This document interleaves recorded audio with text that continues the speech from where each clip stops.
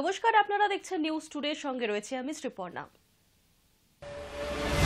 লোকসভা নির্বাচনের প্রচারে মার্চ মাসের প্রথম দিনই বাংলায় আসছেন প্রধানমন্ত্রী। রাজ্যের বর্তমান পরিস্থিতি নিয়ে বৈঠকে বসতে পারেন রাজ্যপালের সঙ্গে। আসন্ন লোকসভা নির্বাচনের প্রচারে মার্চ মাসের প্রথম দিনই বঙ্গে আসছেন প্রধানমন্ত্রী নরেন্দ্র মোদী। সেই অনুযায়ী তৈরি করা হচ্ছে তার সফরসূচি। বিজেপি সূত্রে খবর, আগামী 1 মার্চ আরামবাগে সভা করবেন তিনি। সভা শেষে কলকাতায় ফিরে রাজ্যপাল সিভি আনন্দ বোসের সঙ্গে বৈঠকে বসবেন। পরের দিন অর্থাৎ 2রা মার্চ কৃষ্ণনগরে সভা করার কথা রয়েছে তার। জানা যাচ্ছে, আরামবাগে কালীপুর ময়দানে ও কৃষ্ণনগরে গভর্নমেন্ট কলেজের মাঠে প্রধানমন্ত্রীর রাজনৈতিক সভা অনুষ্ঠিত হবে। এই কর্মসূচির মাঝেই জনসাধারণের উদ্দেশ্যে একাধিক প্রকল্পের ঘোষণা করবেন মোদী। তাই রাজনৈতিক সভা মঞ্চের পাশে আলাদা করে আরেকটি মঞ্চ তৈরি করা হচ্ছে। সেই মঞ্চ থেকে তিনি প্রকল্পগুলির উদ্বোধন করবেন। আগেরবার বঙ্গ সফরে এসে বেলুড় মঠে রাত্রি যাপন করেছিলেন মোদী। সূত্রের খবর, এবার রাজভবনে থাকতে পারেন তিনি। 1 মার্চ আরামবাগে সভা সেরে বিকেলে কলকাতায় চলে আসবেন।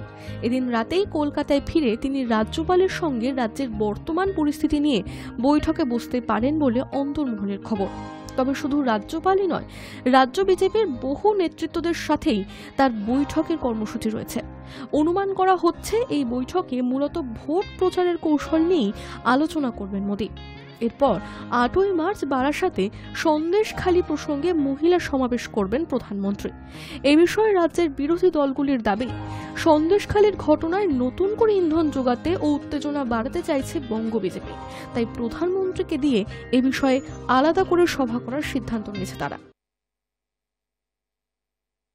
সন্দেশখালী যাওয়ার পরিকল্পনা ছিল, কিন্তু যাবার পথে কলকাতা সায়েন্স সিটির কাছে গ্রেফতার করা হলো আইএসএফ বিধায়ক নওশাদ সিদ্দিকীকে। সন্দেশখালী যাওয়ার পরিকল্পনা ছিল আইএসএফ বিধায়ক নওশাদ সিদ্দিকীর, কিন্তু যাবার পথে কলকাতা সায়েন্স সিটির কাছে গ্রেফতার করা হলো তাকে। মঙ্গলবার সকাল 9:15 নাগাদ সন্দেশখালীর উদ্দেশ্যে রওনা দিয়েছিলেন নওশাদ সিদ্দিকী। সায়েন্স সিটির কাছে পৌঁছতেই পুলিশের হাতে গ্রেফতার হতে হলো তাকে। পুলিশের দাবি, 144 ধারা লঙ্ঘন করার অভিযোগে নওশাদকে গ্রেফতার করা হয়েছে, কিন্তু কোনো লিখিত দেওয়া হয়নি। আর তাতেই পুলিশের সঙ্গে সেই মুহূর্তে বচসায় জড়িয়ে পড়েন আইএসএফ বিধায়ক। নওশাদের দাবি, তিনি কোথাও জোর করে প্রবেশের চেষ্টা করেননি, এমনকি পুলিশের ব্যারিকেডও ভাঙেননি। তাহলে কি কারণে তাকে গ্রেফতার করা হলো, সেই প্রশ্নই পুলিশকে করেছিলেন নওশাদ।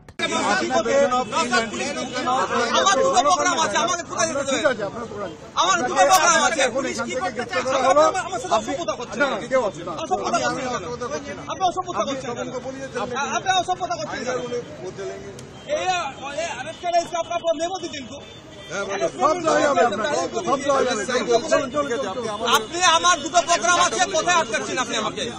আপনাকে যেতে বলছি, আপনি চলুন। না, আপনি আমার কোন বেসিসে যেতে বলছেন? আপনাকে নিয়ে যেতে হবে, আপনি আমাকে রিটার্ন দেন। আপনি আমাকে অ্যারেস্ট করতেন, করুন, কোনো সমস্যা নেই, কিন্তু আপনি রিটার্ন দেবেন না। আপনি আমাকে কেন অ্যারেস্ট করবেন না? আমাকে দিতে পারেন না। আমি যদি 140 বার ব্রেক করে থাকছেন, আপনি আমাকে বলুন। সেটাই তো বলা হচ্ছে আপনাকে, যে অ্যারেস্ট করা হলো আপনাকে। আপনি মুখে বলুন হয়ে গেল, কি গ্রাউন্ডে অ্যারেস্ট হলো স্যার? নওশাদের দাবি, মঙ্গলবার সকালে সন্দেশখালীর পাশাপাশি বাসন্তী যাওয়ার পরিকল্পনা ছিল তার, কিন্তু সায়েন্স সিটির কাছে তিনি পৌঁছানোর পর সেখানে উপস্থিত সাংবাদিকদের সঙ্গে কথা বলছিলেন, আর তারপরই পুলিশ তাকে গ্রেফতার করে। পুলিশ পরে নওশাদকে জানায়, তিনি সন্দেশখালী গেলে সমস্যা হতে পারে, সেই প্রেক্ষিতেই তাকে গ্রেফতার করা হচ্ছে বলে দাবি পুলিশের। তারপর প্রিজন ভ্যানে তুলে নিয়ে যাওয়া হয় নওশাদ সিদ্দিকীকে। Hi news network. বীরভূম জেলার দিকে দিকে উদ্ধার তাজা বোমা বন্দুক। লোকসভা ভোট ঘোষণার আগের দিকেই এমন বোমা বন্দুক উদ্ধার হওয়ার ঘটনায় চাঞ্চল্য ছড়াচ্ছে। পুলিশ সূত্রে খবর, 6 ড্রাম তাজা বোমা উদ্ধার করেছেন নানুর এবং কিনাহার থানার পুলিশ। একই সঙ্গে নানুরে একটি আগ্নেয়াস্ত্র সহ একজনকে গ্রেফতার করেছে পুলিশ।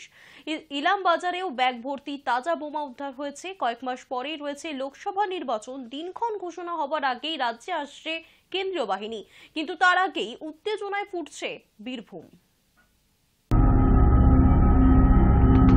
মঙ্গলবার সকালে বাইপাস লাগোয়া কাদাপাড়ার শতাব্দী প্রাচীন একটি জুট মিলের গুদামে আগুন লেগে যায়।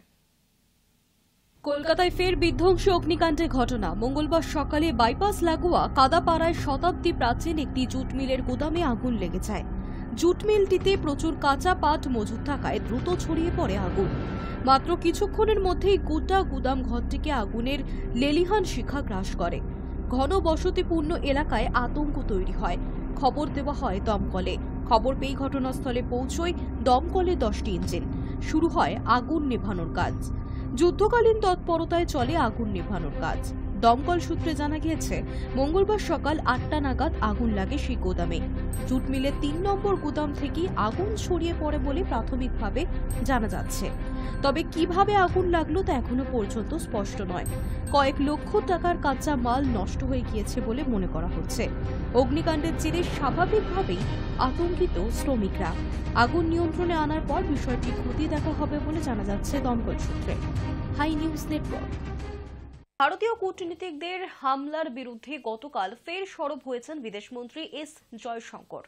কানাডার প্রসঙ্গ টেনে তিনি হুঁশিয়ারি দিয়েছেন, কোন দেশ যদি ভারতের দূতাবাসের উপর হামলার বিষয়টিতে সরব না হয় তাহলে এই বিষয়ে এবার কড়া পদক্ষেপ নেবে ভারত। ভারতীয় কূটনীতিকদের হামলার বিরুদ্ধে ফের সরব হয়েছেন বিদেশমন্ত্রী।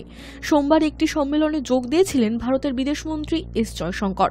সেখানে তিনি বিভিন্ন সময়ে বিভিন্ন দেশে ভারতীয় কূটনীতিবিদদের উপর হেনস্থার কথা তুলেছেন। তিনি জানিয়েছেন, কানাডা, আমেরিকা ও ব্রিটেনে একাধিকবার ভারতীয় দূতাবাসে আক্রমণ করা হয়েছে। এমনকি গত বছর লন্ডনের হাই কমিশনে হামলা চালিয়েছিল বেশ কিছু দুষ্কৃতীরা। অভিযোগ তা নিয়ে একবারও সরব হননি সে দেশের সরকার। এ বিষয়ে তিনি ক্ষোভ প্রকাশ করে বলেন, সান ফ্রান্সিসকোয় যারা ভারতীয় কূটনীতিবিদদের উপর হেনস্থা করেছিল তাদের আইনের আওতায় আনা হোক, কালপ্রিটদের উপযুক্ত শাস্তি দেওয়া হোক। 2022 সালের 18 সেপ্টেম্বর সংসদে দাঁড়িয়ে ভারতের বিরুদ্ধে আঙুল তুলেছিল কানাডার প্রধানমন্ত্রী জাস্টিন ট্রুডো। সেই সময় কানাডার প্রধানমন্ত্রী খলিস্তানি নেতা হরদীপ সিং এর মৃত্যুর অভিযোগে দায়ী করেছিলেন ভারতকে।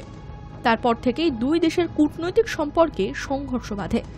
সেখানে ভারতীয় দূতাবাসের উপর লাগাতার হামলা চালাতে থাকে তারা। এই আবহে কানাডার ভিসা দেওয়া বন্ধ করে দিয়েছিল ভারত সরকার। তবে এখন পরিস্থিতি অনেকটাই স্বাভাবিক। গতকাল এ বিষয়ে বিদেশমন্ত্রী হুঁশিয়ারি দিয়েছেন, কোনো দেশ যদি ভারতের দূতাবাসের উপর হামলার বিষয়টিতে সরব না হয় তাহলে এ বিষয়ে এবার কড়া পদক্ষেপ নেবে ভারত। মুক্তি পেয়েছে আদিত্য ধর পরিচালিত ছবি আর্টিকেল 370। ছবি প্রচারের পর এই প্রসঙ্গে কি জানিয়েছেন অভিনেত্রী, দেখুন। 23শে ফেব্রুয়ারি মুক্তি পেয়েছে আদিত্য ধর পরিচালিত ছবি আর্টিকেল 370। ছবির মুখ্য চরিত্রে রয়েছেন অভিনেত্রী ইয়ামি গৌতম। ছবিতে গোয়েন্দার চরিত্রে দেখা গিয়েছে ইয়ামিকে। জুনি হকসারির চরিত্রে অভিনয় করেছেন তিনি। গোটা ছবিটাই কাশ্মীরের পটভূমির ওপর। দেশীয় বক্স অফিসে 3 দিনে প্রায় 25 কোটি আয় করেছে এই ছবি। সেদিক থেকে দেখলে বক্স অফিস সাফল্যের দিকে এগোচ্ছে এই ছবি। কিন্তু এর মাঝে পশ্চিম এশিয়ার দেশগুলিতে নিষিদ্ধ করা হয়েছে এই ছবিকে। শুধু আর্টিকেল 370 নয়, এর আগে fighter, tiger 3, the Kashmir files নিয়েও একই পদক্ষেপ করেছে উপসাগরীয় দেশগুলি। 370 অনুচ্ছেদ অনুযায়ী জম্মু ও কাশ্মীর কিছু বিশেষ সুবিধা ভোগ করত।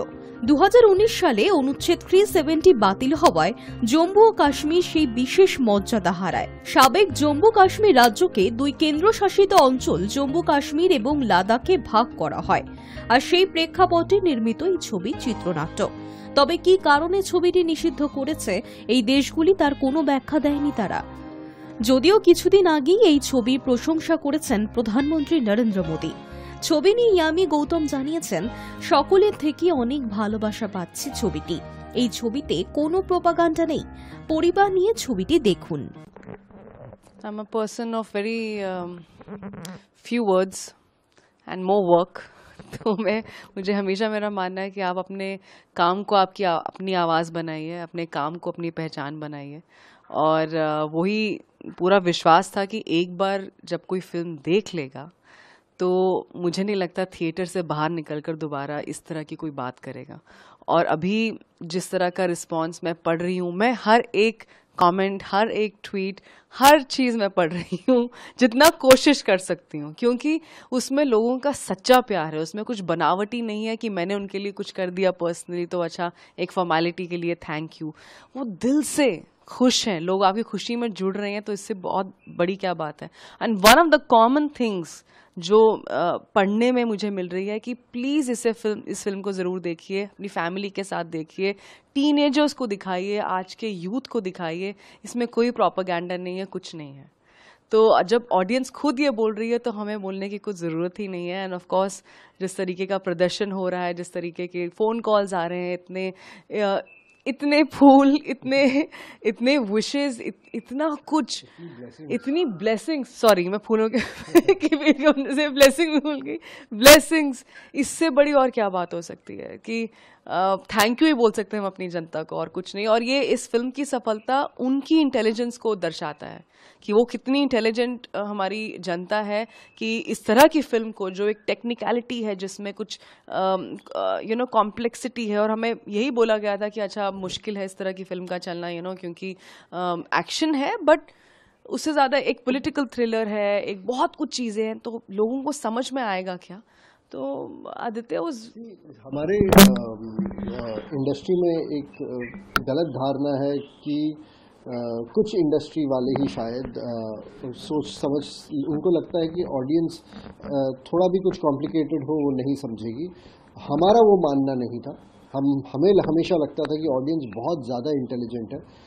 इनफैक्ट हम जितना अब खुद को इंटेलिजेंट समझते हैं उससे कहीं ज़्यादा वो इंटेलिजेंट है। तो अगर हम सही तरीके से एक फिल्म बनाते हैं और उसमें चाहे वो टेक्निकल हो, चाहे उसमें पॉलिटिकल कॉम्प्लेक्स जार्गन्स हो, ऑडियंस सब कुछ समझेगी। और वैसा ही हुआ जब हमने रिलीज़ करी। जिस तरीके का एक 6th स्टैंडर्ड का बच्चा हमें आके बोलता है कि सर आपने जिस तरीके से फिल्म दिखाई है मुझे सारा समझ में आ गया है कि आर्टिकल 370 की वजह से क्या हो रहा था और उसको हटाने के बाद क्या हुआ और वो कैसे हटाया गया, उसकी एक एक डिटेल मुझे समझ में आ गई। तो अगर एक छठी कक्षा या 5वीं कक्षा का बच्चा समझ सकता है तो कोई भी समझ सकता है। तो वो देखकर बहुत बहुत गर्व और बहुत ही खुशी महसूस हुई। একটি ধারাবাহিকে অভিনয় করে রাতারাতি জনপ্রিয় এখন কোটি কোটি টাকার ব্যবসা টেলি অভিনেত্রীর। হিন্দি ধারাবাহিক জগ দে তারক মেহতা কা উল্টা চশমা কৌতুক ঘরানার ক্ষেত্রে জনপ্রিয় নাম। আর এই ধারাবাহিকে সোনু চরিত্রে অভিনয় করে ছোট পর্দার আত্মপ্রকাশ করেছিলেন তিনি। 9 বছর বয়স থেকে অভিনয় শুরু, একটি মাত্র হিন্দি ধারাবাহিকে অভিনয় করেই জনপ্রিয় হয়ে ওঠেন তিনি। কিন্তু অভিনয় নিয়ে কেরিয়ার তৈরি করেননি তিনি, অভিনয় ছেড়ে ব্যবসার দিকে ঝুঁকে পড়েন।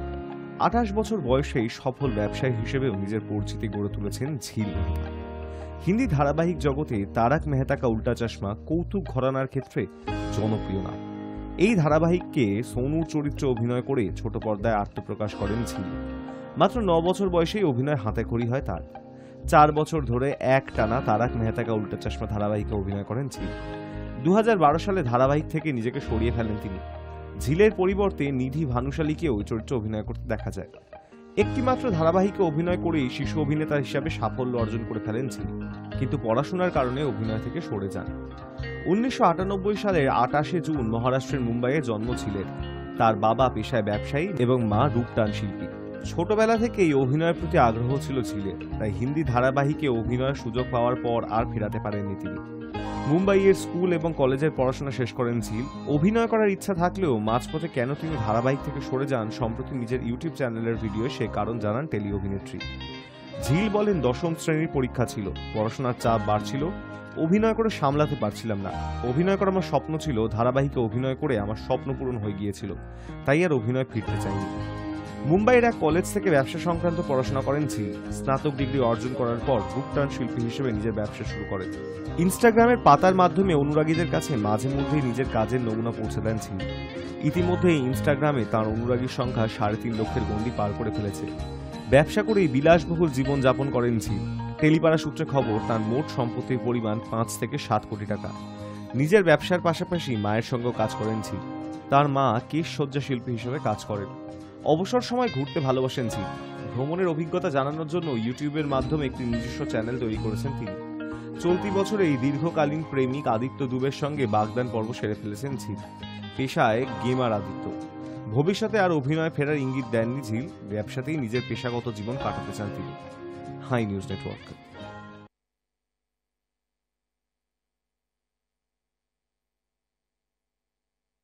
নিউজ টুডে এখনকার মতো এই পর্যন্তই। দেখতে থাকুন হাই নিউজ নির্ভীক নিরপেক্ষ।